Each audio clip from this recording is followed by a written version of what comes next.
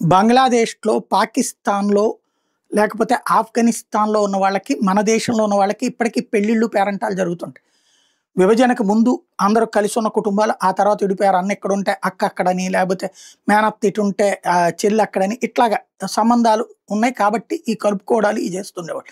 గత 10, 15 ఏళ్ల నుంచయితే కొంతమేర తగ్గింది బీజేపీ గవర్నమెంట్ వచ్చిన తర్వాత.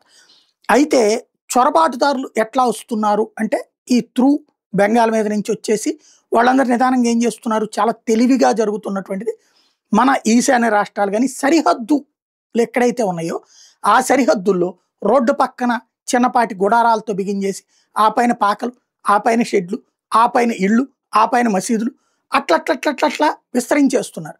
వీళ్ళతో ప్రమాదం ఏంటంటే, శత్రువు వచ్చినప్పుడు వాళ్ళతో చెట్టు కడతాడు. దానికి సాక్ష్యం కాశ్మీర్‌లో పుల్వామా అటాక్ అన్నటువంటిది రోడ్డు పక్కన ఉండేటటువంటి బంగ్లాదేశీ చొరబాటుదారులు, శరణార్థుల వలన వచ్చిందన్నటువంటి విషయం తేలింది. ఆ తర్వాత వీళ్ళని పట్టుకుందాం అంటే ఈడు మళ్ళీ ఆ దేశానికి వెళ్ళిపోతాడు. పాకిస్తాన్‌కి పోతాడో, బంగ్లాదేశ్‌కి వెళ్ళిపోతాడో తెలీదు. తద్వారా ఇక్కడ ఈ దేశానికి పెద్ద ప్రమాదం అవుతుంది. ఇది భద్రతా బలగాలు ఇచ్చిన నివేదికను బేస్ చేసుకుని అమిత్ షా ఒక కఠినమైన, సంచలనమైనటువంటి నిర్ణయం తీసుకున్నారు.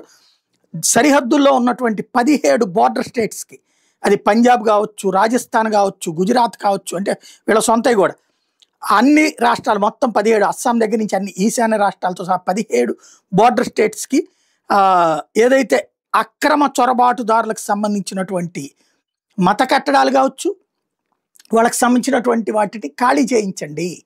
ఎస్పెషల్ వాళ్ళ మత కట్టడాలను ఖాళీ చేయించండి. వాడే ఆక్రమించుకుని బతుకుతా అక్కడ మసీదో, చర్చో కడుతున్నాడు. నిదానంగా ఎవడైనా తీవ్రవాదం వచ్చినప్పుడు అక్కడ కాపాడుతున్నాడు, దాంట్లో పెట్టి ఉంచుతున్నాడు. తేడా రాగానే, సైన్యం రాగానే అదిగో మా మసీదులోకి చొరబడుతున్నారనేసి మత ఉద్రిక్తత సృష్టిస్తున్నారు. దీన్ని నియంత్రించాలని చెప్పేసి ఆదేశించారు.